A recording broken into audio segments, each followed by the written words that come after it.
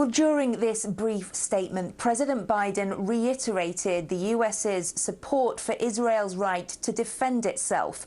And he also offered to provide equipment to help to replenish the Israelis' Iron Dome defense system. But he also pledged humanitarian assistance to Gaza and to support reconstruction projects there.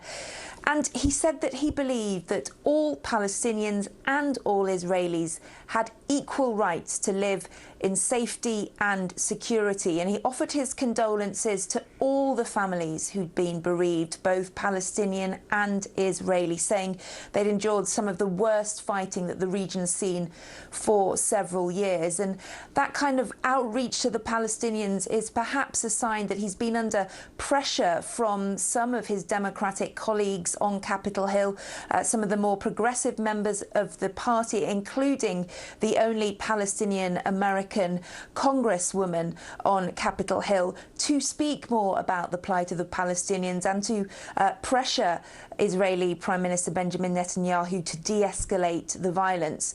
Mr. Biden had also been criticised during this conflict for not calling for a ceasefire sooner, but during remarks at the White House, he said that he had been engaged in what he described as quiet, relentless diplomacy, and he described intensive high-level discussions hour by hour, he said, with officials in the region. And he vowed to continue that form of diplomacy as time goes on. He noted, for example, that he'd spoken to Israeli leader Benjamin Netanyahu 6 times in the past 11 days. He'd also been on the phone to the Palestinian Authority leader Mahmoud Abbas, as well as Egyptian officials who were trying to broker this ceasefire agreement. Well, he said, he ended his remarks by saying that he believed that there is now a genuine opportunity for progress here and that he was committed to that goal. Kate Fisher, SABC News, Washington.